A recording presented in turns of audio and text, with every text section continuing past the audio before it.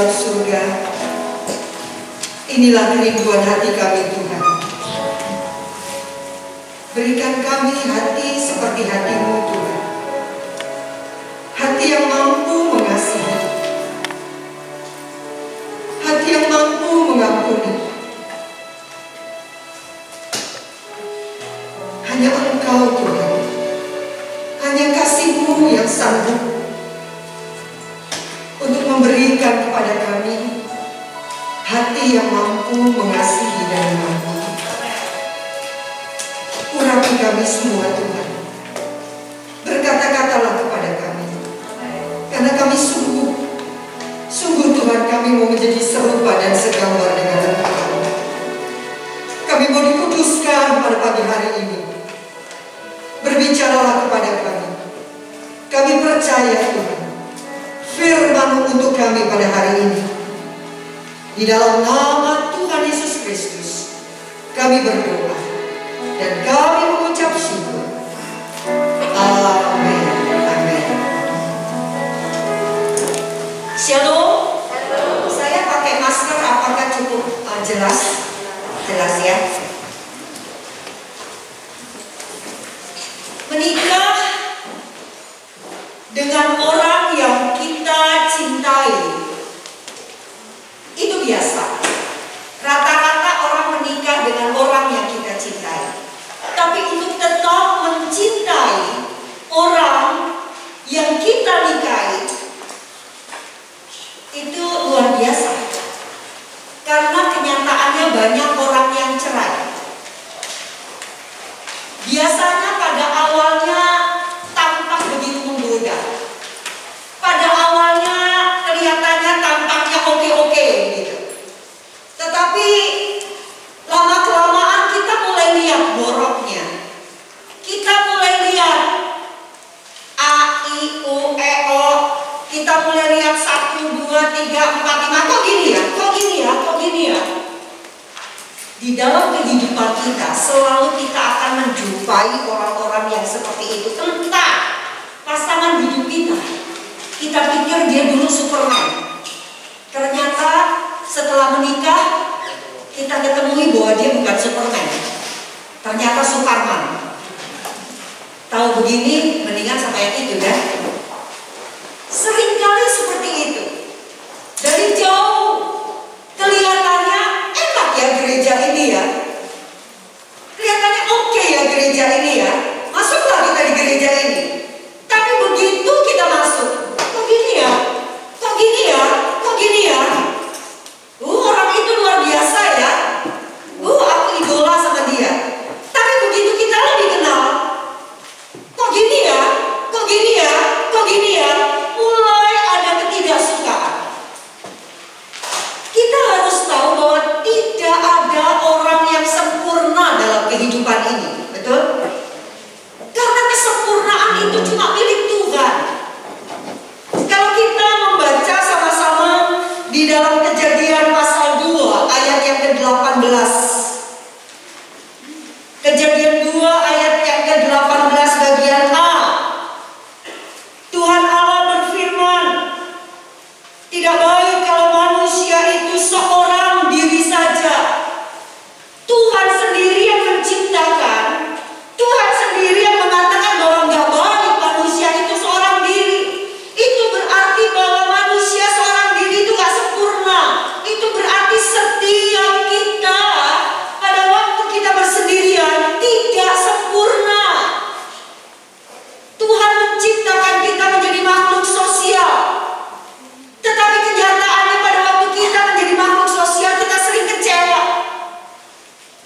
Kecewa karena si A, si B, si C. Kok begini, kok begini, kok begini. Pada waktu kita menuntut kesempurnaan kepada orang-orang yang ada di sekeliling kita, sebetulnya kita sedang berontak dengan apa yang firman Tuhan katakan. Jujur, pada waktu saya menikah dengan Pak Gatot, saya melihat Pak Gatot itu orang yang sempurna. Walaupun saya tahu nggak ada yang sempurna, tapi yang namanya orang lagi jatuh cinta kan kayak kucing juga dibilang coklat lah, kira-kira begitu ya. Jadi saya bilang nggak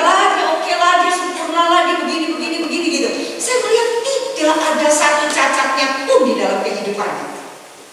Oke lah, saya menikah dengan dia.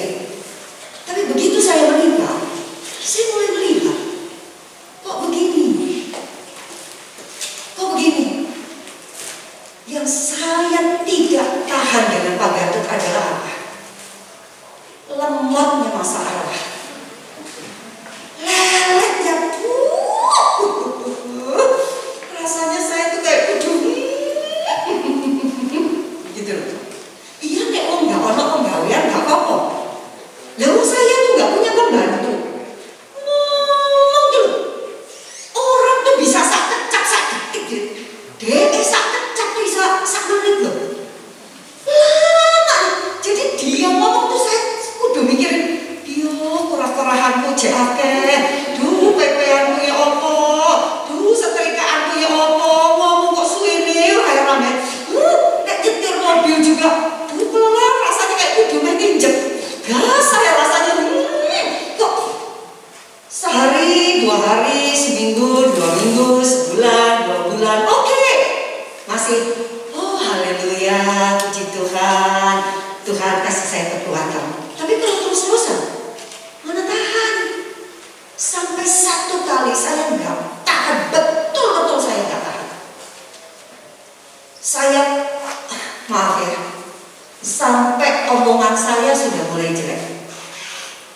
Sampai saya kudu ngomong, sampai saya tahu pasti orang akan sakit hati kalau dengar apa yang saya mengatakan.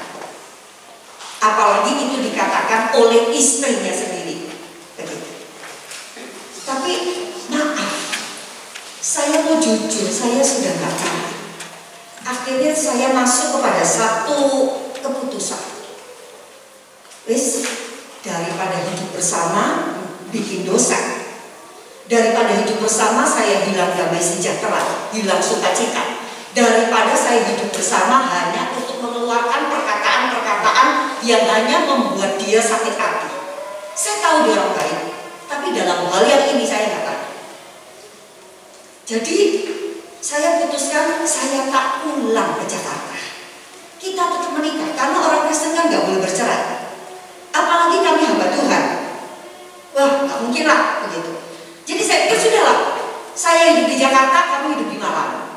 Nanti sebulan sekali kita ketemu. Biasa orang kalau lama nggak ketemu kan ketemu kangen-kangenan, betul apa enggak? Ketemu jok suwe-suwe, sedino ae, ya sehari gitu. Kan jadi kangen wis bisa meneh. Kita ketemu kangen jadi bisa meneh. Jadi keadaannya akan menjadi baik seperti itu. Jadi waktu itu ya sudahlah. Dan waktu itu belum ada handphone ya. Jadi ya sudah, saya pikir begitu sajalah. Pada waktu malam saya berdoa dan saya bilang, Tuhan kasih saya satu hikmah. Saya mau ngomong apa sama dia supaya dia bisa terima kalau saya pulang ke Jakarta. Waktu saya berdoa, Tuhan seperti bicara dengan saya. Dia bilang begini, Esther, kamu tahu saya ini siapa? Tuhan. Ya, saya ini di mana begitu? Saya bilang, ya engkau adalah Tuhan yang kudus, yang suci, yang mulia, yang tidak bercacat, tidak bercela, dan sebagainya. Oke. Kamu Esther bagaimana? Ya saya dibandingin Tuhan nggak apa-apa dong, nggak ada apa-apanya. Jadi saya ya ngaku lah, saya ini jelek, saya ini bercacat, bercela, saya ini berdosa, saya ini nggak benar, gini, saya ini orang berdosa. Saya bilang begitu. Oke. Sekarang Esther, kamu yang berdosa, kamu yang cacat, kamu yang nggak benar, kamu yang jelek, kamu yang ini yang begitu, yang itu kamu sendiri loh yang bilang begitu. Tapi apa yang saya lakukan buat kamu? Aku mati loh di kayu salib buat kamu. Kalau kita baca di dalam ayatnya Roma pasal yang kelima ayat yang ke-8. Roma pasal 5 ayat yang ke-8. Akan tetapi Allah menunjukkan kasih-Nya kepada kita oleh karena Kristus telah mati untuk kita ketika kita masih berdosa. Pada waktu saya masih berdosa, Tuhan menunjukkan kasih-Nya kepada saya dengan apa? Mati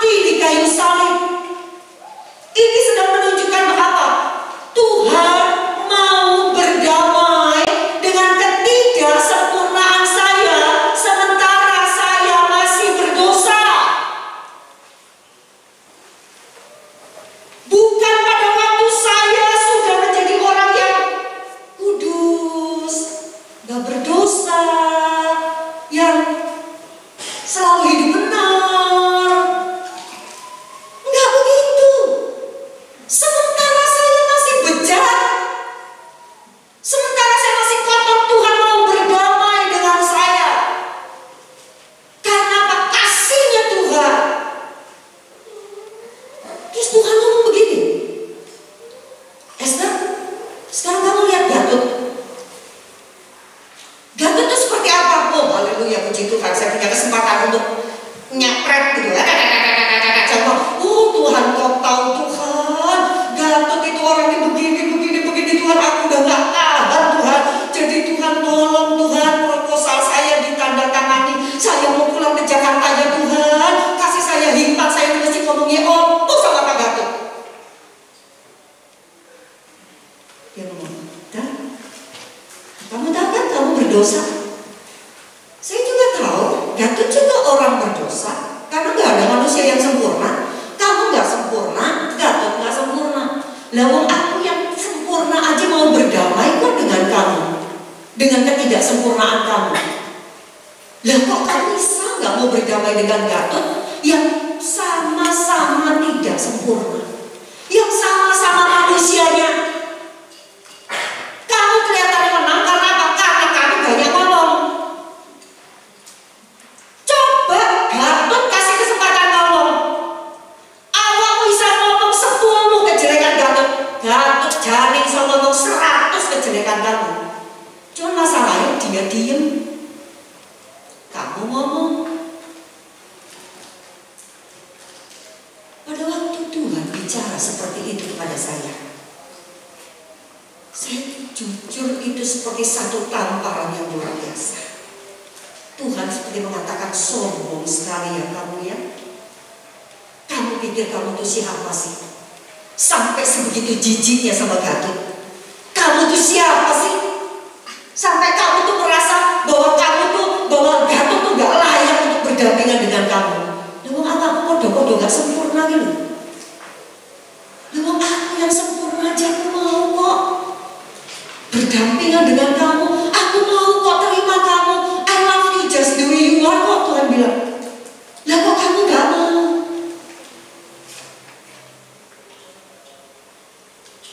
Singkat cerita, saya masuk ke kamar. Memang itu sudah malam sekali. Saya mulai lihat dia. Saya lihat dia dengan pandangan yang berbeda. Kalau dulu saya lihat dia dengan pandangan ketidakpuasan, dengan pandangan kebencian, dengan pandangan kejengkelan, dengan pandangan penyesalan. Tetapi sekarang saya bisa melihat dia dengan kasih. Waktu saya lihat dia, saya katakan, Mas, sorry ya, kamu dulu kalau mau ngomong, kamu dulu bisa nyebutin segudang kejelekan saya, tapi kamu dulu gak ngomong dan kamu tetap mau berdampingan dengan aku, bahkan kamu mau putuskan untuk menikah dengan aku. Saya katakan, Mas, mulai sekarang aku bisa berdamai dengan ketidaksempurnaan kamu. Karena aku juga mau menjadi orang yang diterima. Aku tahu aku gak sempurna, tapi aku minta kamu juga terima aku ya apa adanya. Cuma kasih. Hanya kasih Tuhan yang kita bisa melihat orang yang ada di sekeliling kita. Sehebat apapun orang itu, kita pasti masih bisa menunjukkan minimal 1 kejelekannya. Karena memang tidak ada yang sempurna. Terlebih kalau kita betul mengenal dia, pasti kita bisa menunjukkan lebih dari 1 kejelekannya. Apalagi kalau kita hidup bersama-sama satu rumah dengan dia, kita bisa nunjukin 10 kejelekannya. Mari kita belajar dari Yesus. Kalau dia bisa berdamai dengan kita, kita seharusnya juga bisa berdamai dengan orang-orang yang ada di sekeliling kita. Entah itu pasangan kita, entah itu orang tua kita, entah itu anak kita, entah itu teman segereja kita, entah itu tetangga kita, entah itu siapapun. Karena firman Tuhan mengatakan tidak ada yang sempurna. Sama seperti kita tidak sempurna. Kalau kita mau diterima oleh mau menerima orang lain. Amin. Coba lihat sekeliling. Lihat sekeliling, adakah yang sempurna? Kita satu pelayanan dengan dia, tapi sebenarnya dalam hati kita oh mitio nek aku nggak ingat lagi. Yuk kita belajar. Kita belajar. Tidak mudah untuk bisa berdamai dengan ketidaksempurnaan. Tidak mudah, cuma kasih Tuhan yang bisa. Stefanus, kalau kita melihat di dalam Kisah Para Rasul yang ke-7, kita tahu bagaimana ceritanya. Coba kita lihat Kisah Para Rasul pasal yang ke-7 ayat yang ke-60. Kita tahu Stefanus itu dia berkhotbah luar biasa ya. Stefanus itu bukan pendeta. Stefanus itu orang biasa. Dia tuh cuma ya bagian diakonia sebetulnya. Tapi orang yang diurapi Tuhan itu pasti melayani ya. Kisah 7 sambil berlutut ia berseru dengan suara nyaring. Ini sementara dia sedang dirajam batu ya, karena dia mengakui ketuhanannya Yesus. Keselamatan itu bisa datang dari kepercayaan pada Yesus. Sementara orang-orang yang berpegang kepada Taurat mengatakan bahwa satu-satunya keselamatan adalah lewat 10 perintah Allah, lewat hukum Taurat. Sambil berlutut ia berseru dengan suara nyaring, Tuhan, janganlah tanggungan dosa ini kepada mereka. Dan dengan perkataan itu meninggallah ia. Masih ngomong, jangan tanggungan. Buset ya. Coba kalau kita yang lagi dirajam batu, kalau kita punya kesempatan untuk berdoa, yang kita doain apa? Tuhan, cek Tuhan, lihat paling ini Tuhan, habis ini Tuhan, Tuhan hukum ya, jangan sampai lupa hukum 4 kali ganda Tuhan. Dia rasakan itu apa yang dia melakukan. Hukum tabur tuai, dia sudah tabur dengan begini, biarin dia tuai, bukan cuma dia sampai keturunan yang ke-7 Tuhan. Mungkin kejengkelannya bisa begitu. Biar abis ini keluar dari ini dia ketabrak truk sekalian. Mungkin begitu. Tapi lihat Stefanus, karena dia adalah orang yang penuh dengan Roh Kudus, sehingga kasih itu ada. Yang kalau kasih di sini sudah ada, nggak mungkin kita membenci orang lain, itu nggak mungkin. Kalau kasih Tuhan ada di sini, yang ada di sini adalah apa? Kita bisa menerima ketidaksempurnaan itu. Stefanus menerima ketidaksempurnaan orang lain, sehingga dia mengatakan, Tuhan, dia belum sempurna loh Tuhan, jangan tanggungan dosanya kepada dia. Dia juga gak marah loh sama Tuhan. Padahal apa? Apakah dia melakukan sesuatu yang jahat? Enggak loh. Dia sementara sedang melayani. Dia juga gak ngomong begini, Tuhan jahat, aku melayani, kenapa aku mesti begini? Aku tuh loh bela-belain Tuhan, tapi kok Tuhan gak belain aku? Nah, tidak ada. Kasih akan membawa kita kepada satu pemahaman yang benar. Kasih itu pada akhirnya bisa melihat bahwa apa yang Tuhan kerjakan itu yang terbaik. Kasih pada akhirnya bisa melihat bahwa tidak ada yang terjadi secara kebetulan. Semua ada di dalam tangan kasih karunia Tuhan. Siapapun orang yang ada di sekeliling kita, siapapun orang yang Tuhan sudah pasangkan buat kita, siapapun orang tua, anak, saudara yang Tuhan sudah berikan, kita ada di posisi itu gak terjadi secara kebetulan. Sudah lewat tangan kasih karunia Tuhan. Mari kita berdamai dengan ketidaksempurnaan orang yang ada di dalam sekeliling kita. Amin. Yuk dari jauh kita mau tos dari jauh. Coba tangannya tos ya. Aku mau berdamai. Aku dulu di awakmu loh. Tak apa wes. Aku tak berdamai dengan ketidaksempurnaan. Apa ya. Tapi apakah mengampuni stop sampai di sini? Ada banyak orang yang mengatakan begini, Tuhan, Ya udah, Tuhan kan bilang suruh mengampuni kan, ya udah saya ampuni. Tapi setelah diampuni, kenal aja boro-boro, ngomong aja amit-amit jabang bayi. Apakah itu mengampuni? Ada orang yang mengampuni hanya legalitas. Ada orang mengampuni hanya formalitas. Ada orang mengampuni hanya semata-mata Tuhan ngomong begini, ya wes. Cuma tindakan aja, ya saya mengampuni. Mulutnya tak ngomong, ya saya mengampuni. Tapi hatinya, mari kita mau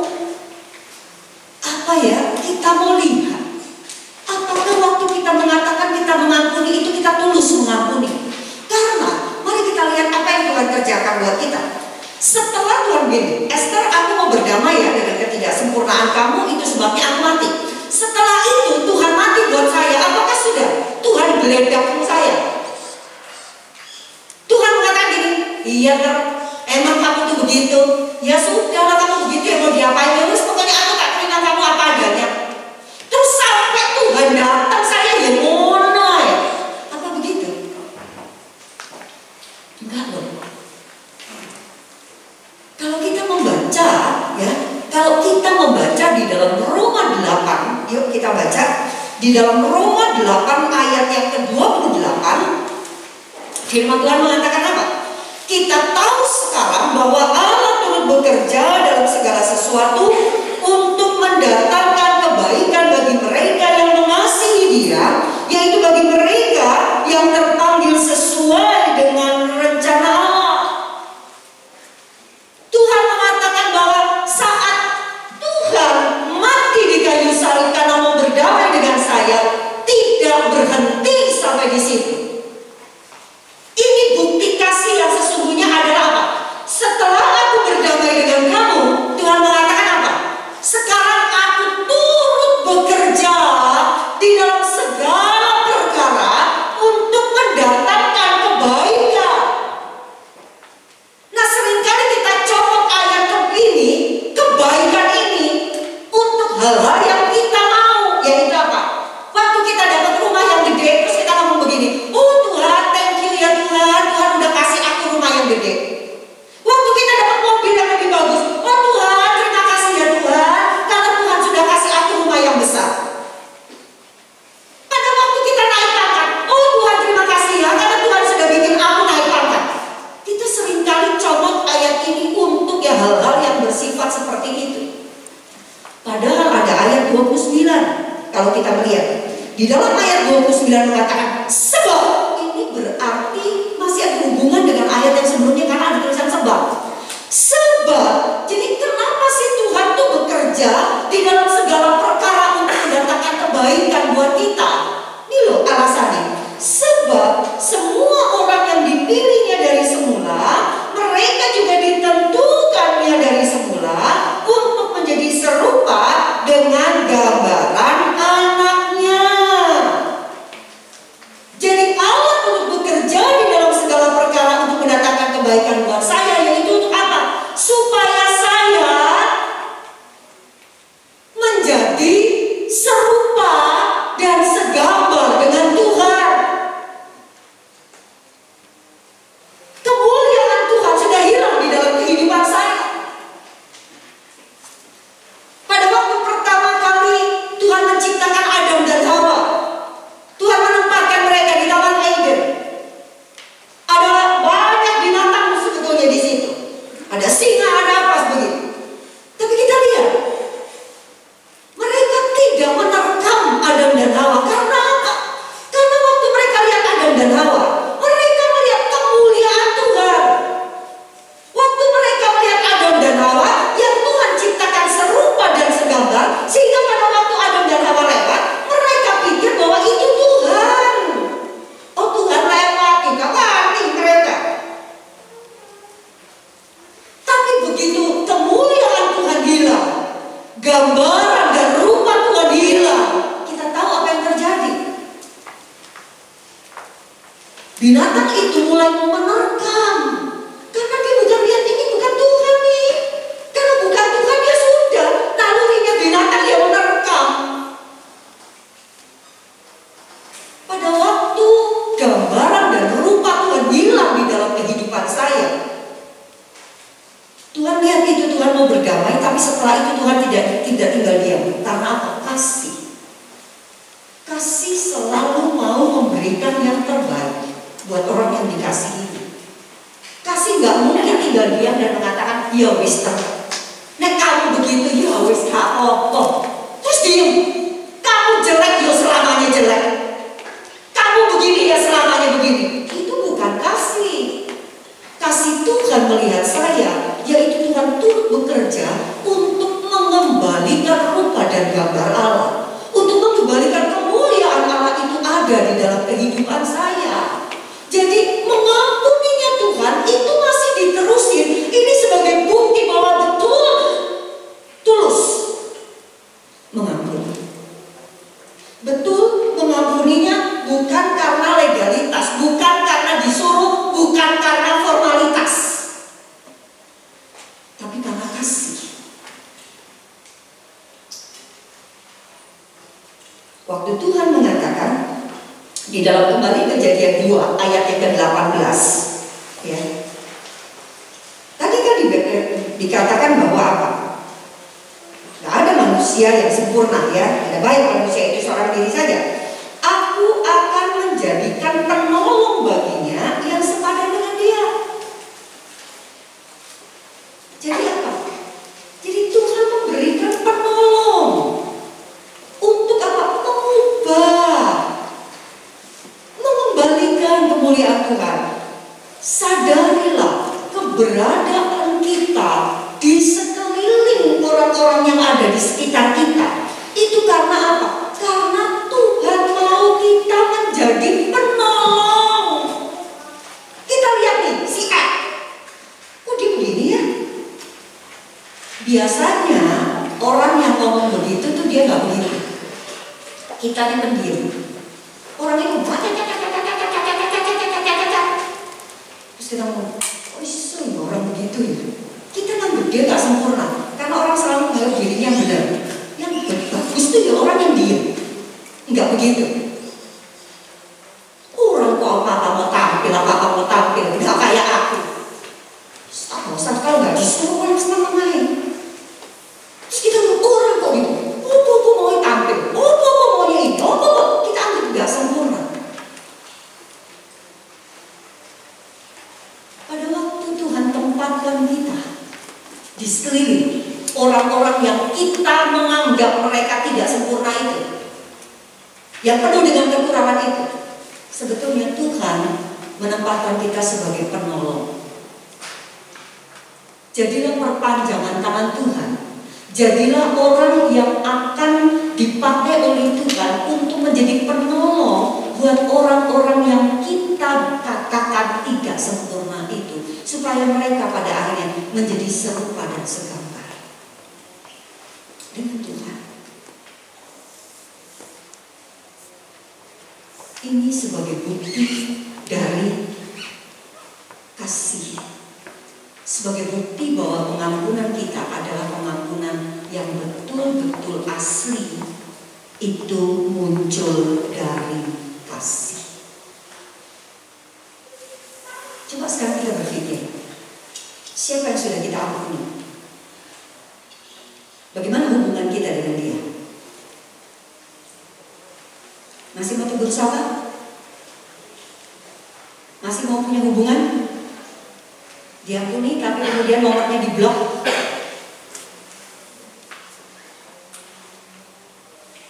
Ngomongnya mengampuni, tapi sebetulnya pada waktu orang lain menjatuhkan dia, kita dalam hati kan baguslah orang lain tahu juga, nggak cuma aku aja yang tahu. Begitu? Atau kita menjadi orang yang menunjukkan kasih?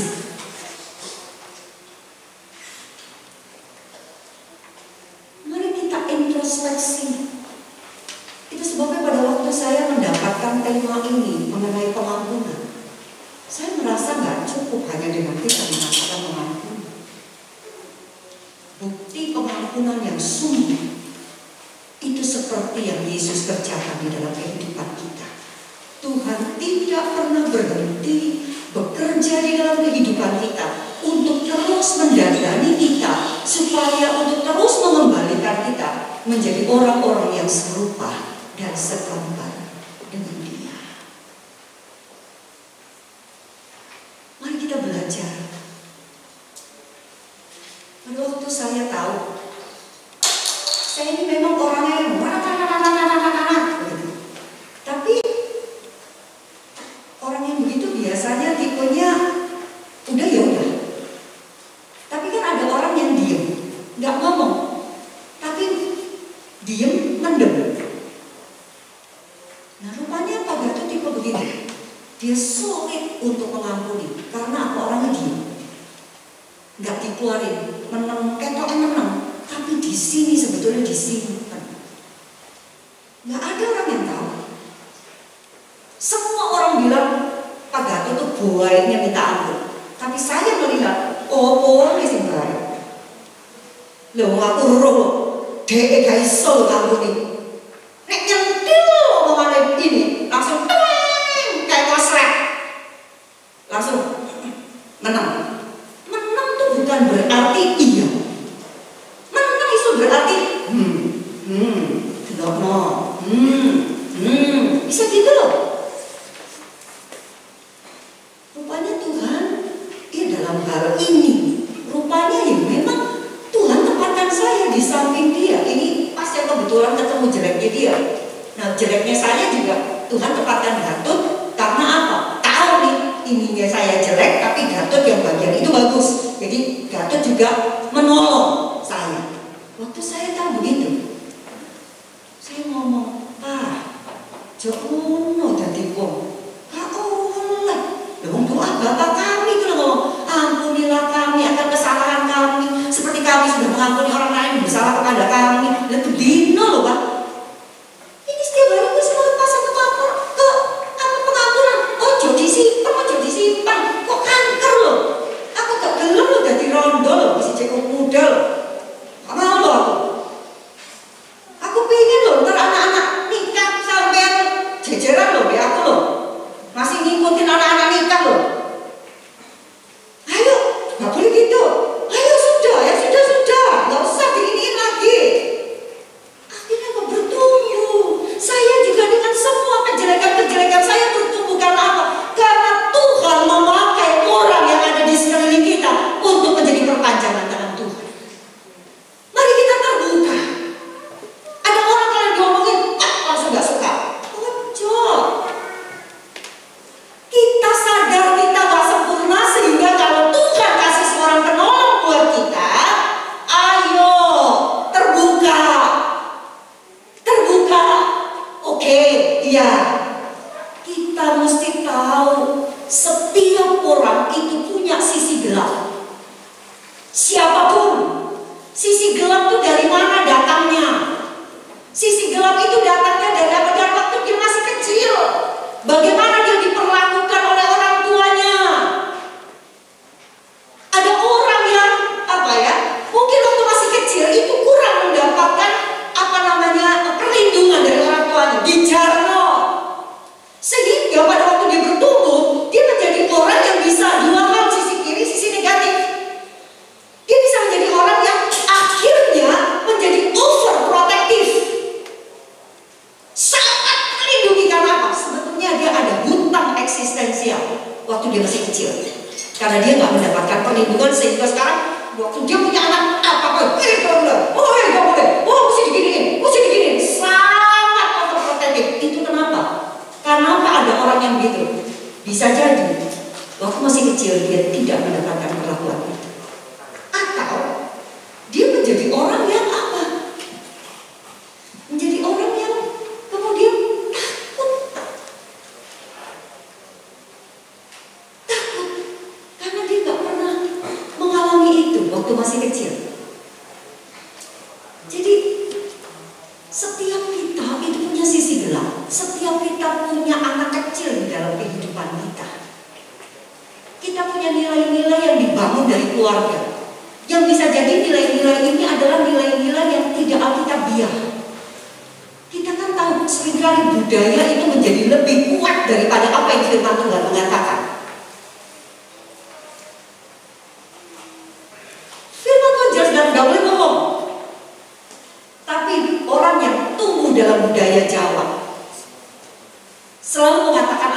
hidup itu kan selalu mau harmonis dengan orang lain, sehingga apa? Mendingan bohong, tetap harmonis. Padahal tahu firman Tuhan gak boleh begitu. Tapi berapa banyak orang masih pegang nilai-nilai budaya. Nah, nilai-nilai ini yang membuat kita pada akhirnya menjadi orang-orang yang punya sisi gelap, karena kita tumbuh dari satu lingkungan yang seperti itu. Semua kita harus sadari ini. Itu sebabnya waktu Tuhan tempatkan kita dengan seseorang, terlebih dengan pasangan hidup kita, yuk kita menemukan.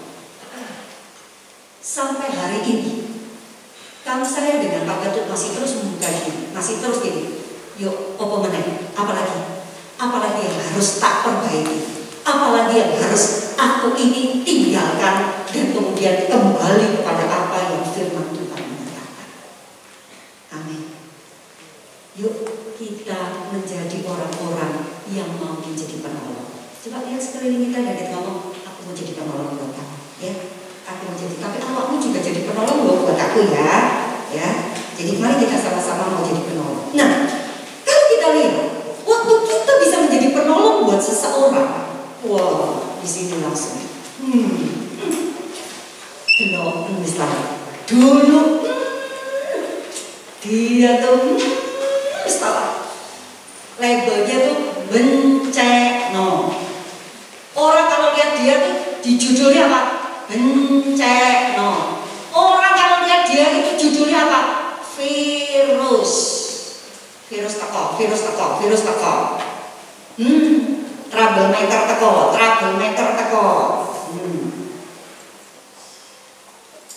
Tapi kemudian dia berubah. Karena apa? Karena kita memfungsikan diri kita untuk menjadi perpanjangan tangan Tuhan, untuk menjadi penolong buat dia. Dan ini memang cuma kasih yang bisa. Nah, tapi kalau sudah begitu, tinggal satu langkah kita bisa jadi sombong. Kalau bukan karena aku, kaki roda ini. Kalau bukan karena aku, nggak mungkin dia begini. Aku dulu. Bisa begitu. Nah, waktu kita menjadi sombong, kita bisa memperlakukan orang yang kita tolong ini seperti orang yang berhutang dengan kita. Kemudian kita pada akhirnya nanti tanpa sadar akan memperlakukan orang itu seperti dia itu bisa kita apain aja. Nah, ini bisa jadi batu sandungan. Yuk kita belajar dari Yesus. Pada waktu Yesus memang sudah berdamai dengan saya lewat mati di kayu salib. Kemudian Tuhan kerjakan kehidupan saya sedemikian rupa lewat segala sesuatu supaya saya kembali menjadi serupa dan segambar dengan Tuhan.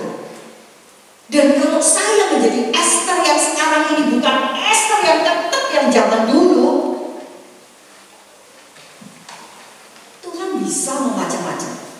Tetapi ternyata Tuhan itu menunjukkan apa?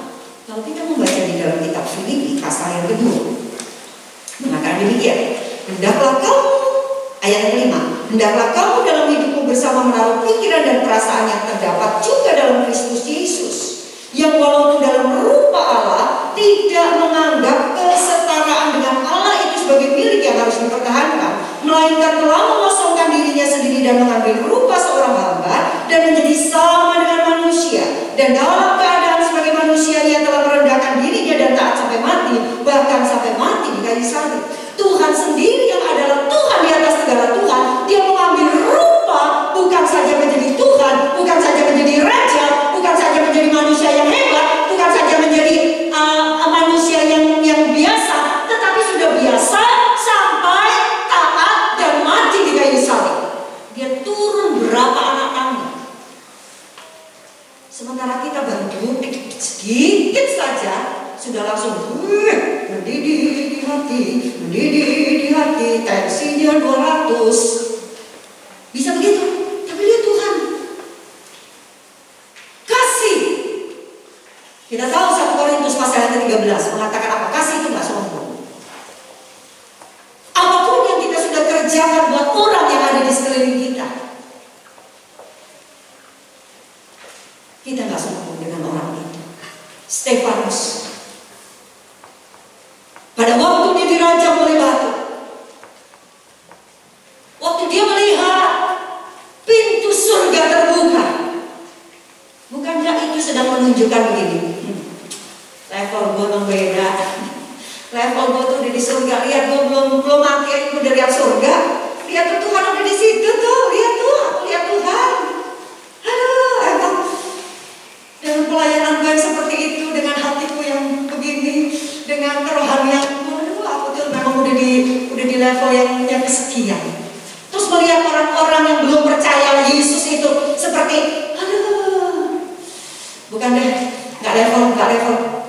Apakah Stefanus itu? Enggak. Sekalipun dia sudah melihat pintu surga terbuka untuk dia masih merendahkan dirinya. Bahkan menaruh orang-orang yang ada di sekelilingnya itu sebagai orang-orang yang penting, sampai mengatakan dengan Tuhan, jangan tanggungan dosa itu buat mereka. Itu berarti menempatkan orang lain lebih penting dari dirinya sendiri. Kenapa Stefanus gak mau berdoa buat dirinya sendiri? Kenapa? Kenapa dia di dalam keadaan yang kritis, yang tuh sudah tinggal 1-2 detik lagi dia mati? Kenapa masih mikirin orang-orang yang justru Raja Batu? Karena kasih itu gak sombong. Mengampuni itu bukan sesuatu yang, aku sih mengampuni, kamu gak bisa ya mengampuni ya? Aku tuh loh mengampuni. Kasih itu bukan untuk menyombongkan diri.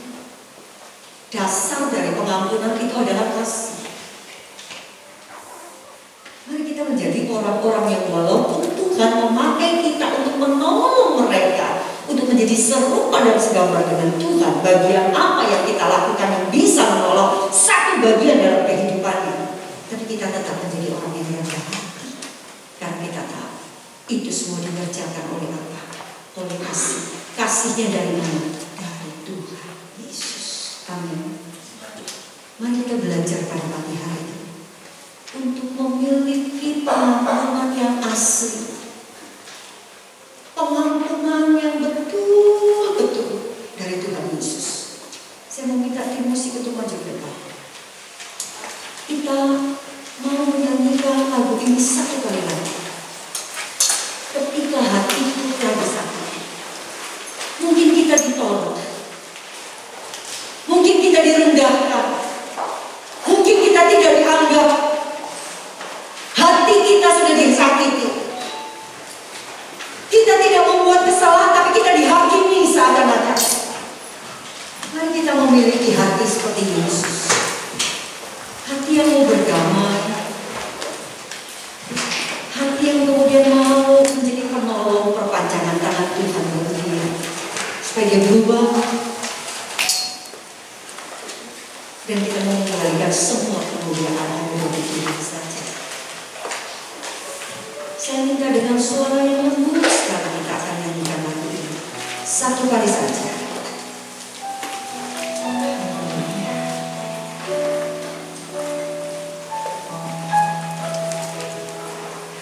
Ketika hatiku telah disakiti,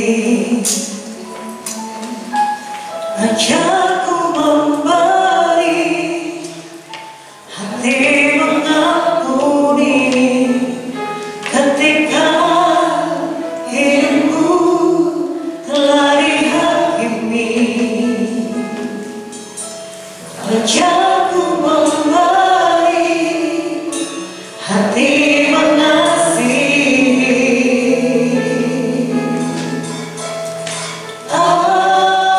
Ampunilah kami, tak mampu mengampuni yang bersalah kepada kami.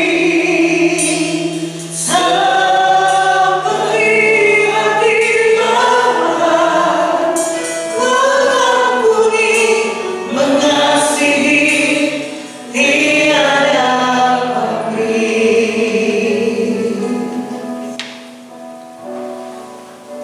Yesus telah memberikan contoh pengampunan yang sejati. pengampunan yang bukan hanya di bibir.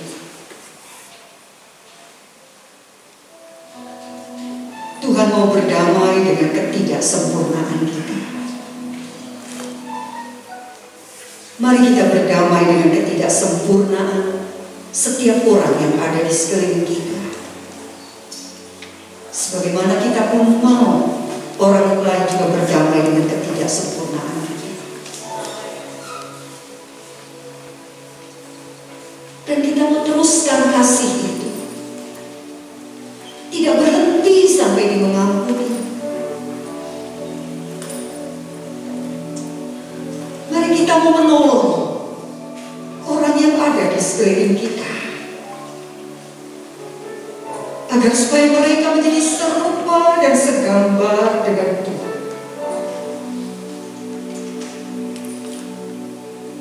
Pada saat mereka memperlakukan kita dengan tidak adil, pada saat mereka memfitnah kita, pada saat mereka merendahkan kita, pada saat mereka menipu kita, kita tahu itu bukan gambar dan rupa Tuhan. Katakan kepada Tuhan, Tuhan, curahkan kasih-Mu yang besar,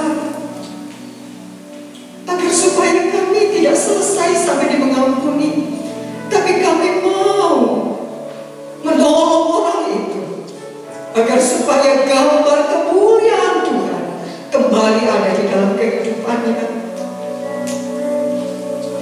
Hanya kasih Allah yang akan memampukan kami untuk selalu memikirkan yang terbaik buat orang-orang di sekeliling kami. Dan Tuhan, tolong kami untuk kami pada saat melihat hasil itu, kami kembalikan semua kemuliaan hanya bagi Engkau saja. Taruh kami di belakang salib-Mu, Tuhan. Karena pada saat kami melakukan itu, bukan kami yang melakukan, tapi kasih Allah yang bekerja di dalam kehidupan kami. Tetapi Engkau yang bekerja di dalam kehidupan kami. Terima kasih Tuhan. Kami serahkan sepenuhnya kehidupan kami ke dalam tangan